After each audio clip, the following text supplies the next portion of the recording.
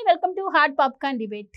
మాజీ మంత్రి నగరి ఎమ్మెల్యే ఇది చెప్తే ఎవరికైనా టక్కున గుర్తొచ్చే పేరు రోజా. అయితే రాజకీయంగా రోజాకు ఎండు కార్డు పడబోతుంది అని వార్తలు వస్తున్న నేపథ్యంలో ఆవిడ మళ్ళీ బుల్లితెరపై అరంగేట్రం చేయబోతుందట. ఇక తాజాగా జీ తెలుగులో ఆవిడ ఒక ప్రోగ్రామ్ కి హోస్ట్ గా వ్యవహరించబోతున్నారు అని చెప్పి వార్తలు వస్తున్నాయి. గతంలో కూడా మనం చూసాము ఆవిడ జబర్దస్త్ షోకి హోస్ట్ గా వ్యవహరించడం. ఆ తర్వాత రాజకీయాల్లో యాక్టివ్ అయ్యాక బుల్లితెరకి ఆవిడ మరి గుడ్ బై చెప్పి నేను బుల్లితెర సినిమాల్లో నటించను అని కూడా ఆవిడ చెప్పారు. మళ్ళీ తాజాగా ఇప్పుడు ఆవిడ మళ్ళీ హోస్ట్ గా వ్యవహరించడం ఎలా చూడొచ్చు అంటే ఈ విధంగా చూసుకున్నట్టయితే ఇంకా ఆవిడ రాజకీయ జీవితానికి మరి అందరూ అనుకున్నట్టుగానే ఎండ్ కార్డు పడే అవకాశం ఉందా?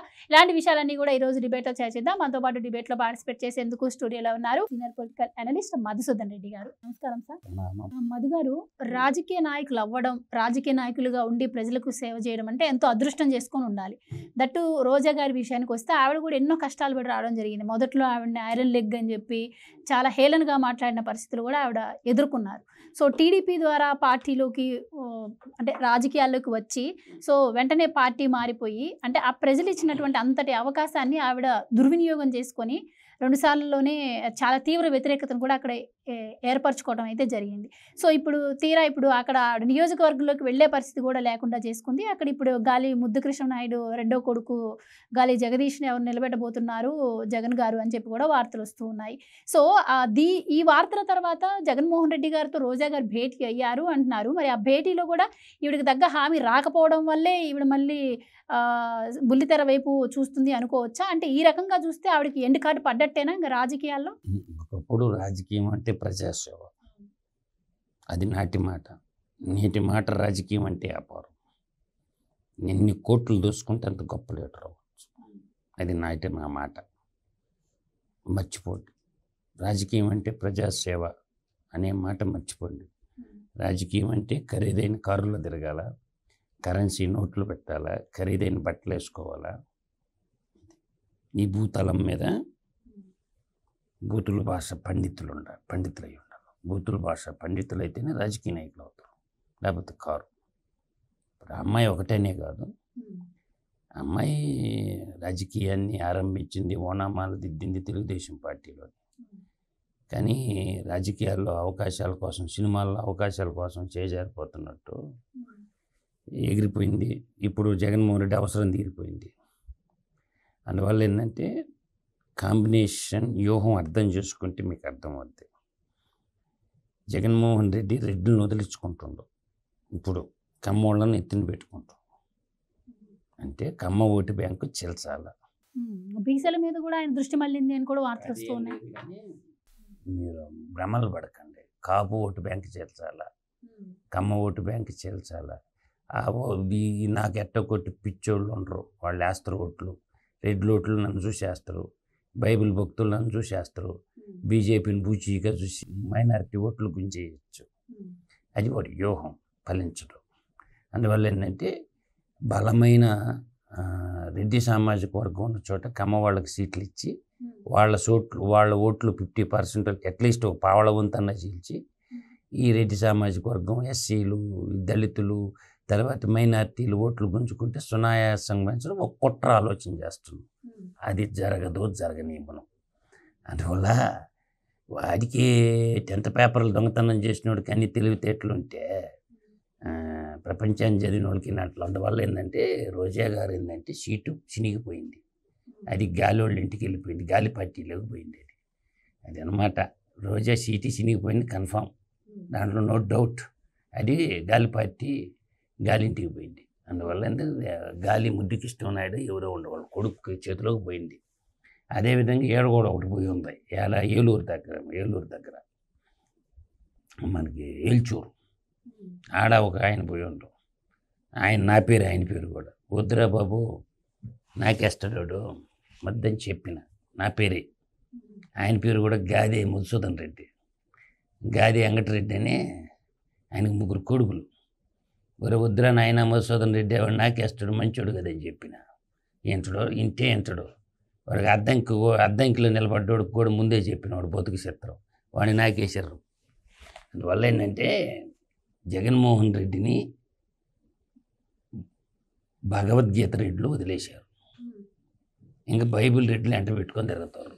కాబట్టి భగవద్గీత రెడ్డిలో ఊరు జగన్మోహన్ రెడ్డి ఇంటికి గడప మంత ఒక్కరు జగన్మోహన్ రెడ్డికి చెంచాగిరి చేయరు. అందువల్ల ఏంటంటే ఎవరైనా చేస్తే జగన్మోహన్ రెడ్డికి సాయం బైబిల్ రెడ్డిలు చేయాల్సిందే, కానీ భగవద్గీత రెడ్డిలో ఊరు జగన్మోహన్ రెడ్డికి సాయం చేసే రూపాయి బిళ్ళ కూడా వద్దురా బాబు. వీడితో సావాసం చేసిన వాళ్ళందరూ జైలు పాలైపోతారు, నాశనం అయిపోయినాయి వాడితో సావాసం చేసిన కుటుంబాలు. బాగుపడ్డ కుటుంబం ఒక్కటి కూడా లేదు. వాడితో చేయగలిపినోడల్లా జైలుకి పోయారు. పానోడు ఒకడు ఒక్కటి పేరు చెప్పండి నాకంట. వాడి జీవానికి అల్లాడి మాగుంటోళ్ళు పోయారా, వాడి జీవానికి అరవిందోళ్ళు పోయారా, వాడి జీవానికి అంటే వాడితో సావాసం చేస్తే జైలుకి పోవటానికి సిద్ధంగా ఉండాలి. అందువల్ల ఎందుకు వచ్చిన కర్మ, జబర్దస్త్ షోలో ఏవో చేసుకొని బతికేద్దాం, నేను జైలుకేతో నాకు వద్దని శ్రీలతారెడ్డి తొందరగా మేలుకున్నది. ఇంకనన్నా సలక్షణంగా శ్రీలక్ష్మి లాగుంటే మేలు. శీలావతి మాటలు కట్టిపెట్టి శ్రీలక్ష్మి లాగుంటే. కాకపోతే ఇప్పుడు అరెస్ట్ చేశారు, ఆడపిల్లల మీద చర్యలు తీసుకోకూడదని చెప్పి ఆగిరు, కానీ లేకపోతే ఆమెను ఎప్పుడు జైలు వేయాలి. చంద్రబాబు నాయుడు దయాదక్షిణాలతో బయట ఉంది. కేవలం ఏంటంటే ఆమెను అరెస్ట్ చేయకపోవటానికి కారణం ఏంటంటే ఆడపిల్లల్ని అరెస్ట్ చేయకూడదు అన్న ఉద్దేశంతోనే వదిలేసిండు.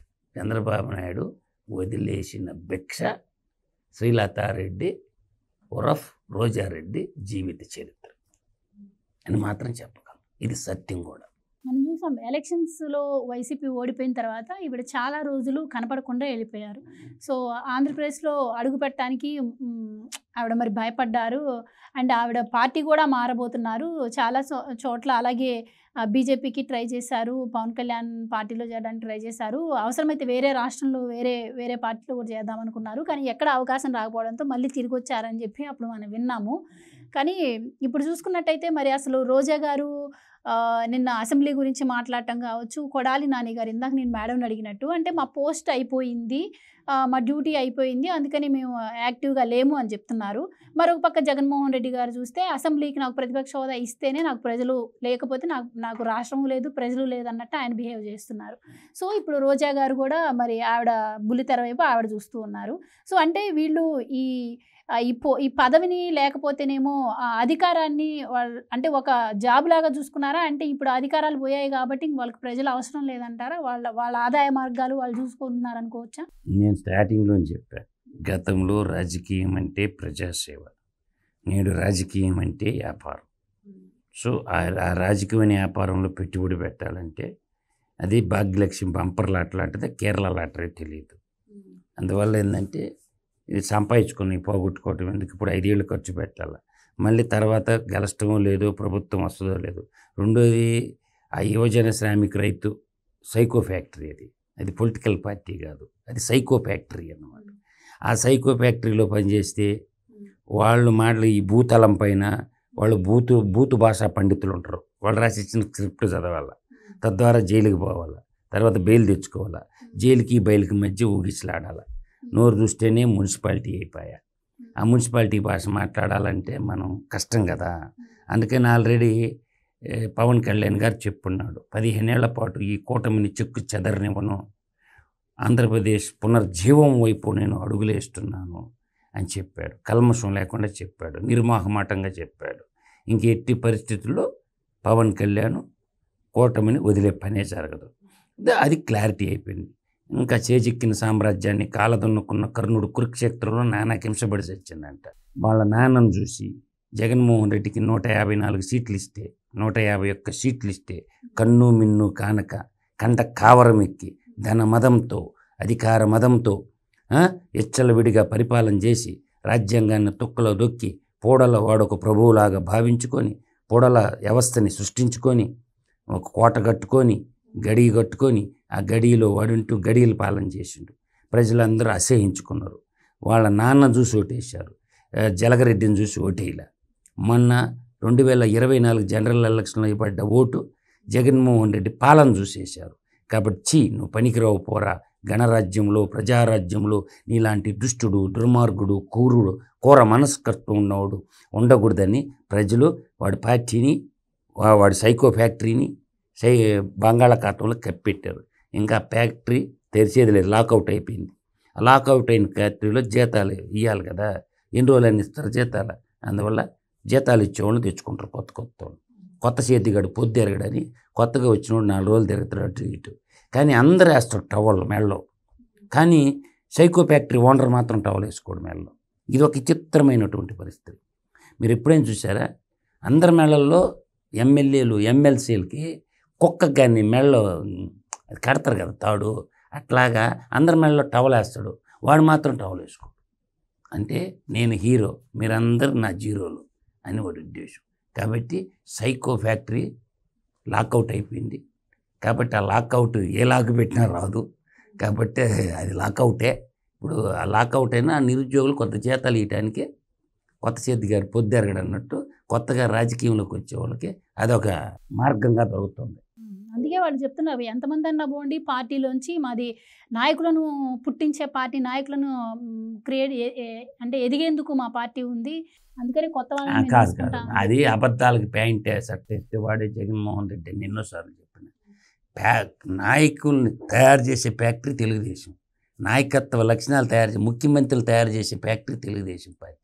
కార్యకర్తలను ఎంతమంది ఉండే స్ట్రెంత్ ఉండేది ఒక టీడీపీకి భారతదేశం. అది వైసీపీ పార్టీ, వైసీపీ అంటే యువజన వైసీపీ పార్టీ. ఎందుకు ఆ చీప్ పార్టీలో పనిచేయాలి, అందుకు వైసీ పార్టీ. అది అంతే తప్ప ప్రజల కోసం కాదు, కేవలం వాడు ఈడీ సిబిఐ కోసం వాడు పెట్టుకున్న ఒక పొలిటికల్ సైకో ఫ్యాక్టరీ పార్టీ అది, అంతే తప్ప అది ప్రజలకు సేవ చేసే పార్టీ కానే కాదు.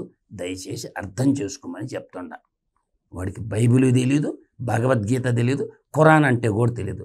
వాడికి తెలిసిందల్లా దొంగతనం ఎలా చేయాలా, దోచుకోవడం ఎలా చేయాలా, దాచుకోవడం ఎలా, అది మాత్రం తెలుసు. కొనటం తెలుసు, అమ్మటం తెలుసు, అంతే తప్ప వాడు దేశభక్తుడు కాడు, వాడు దేశద్రోహి. కాబట్టి వాడిని నమ్మొద్దు. నమ్మితే మీ జీవితాలు అధోగతే.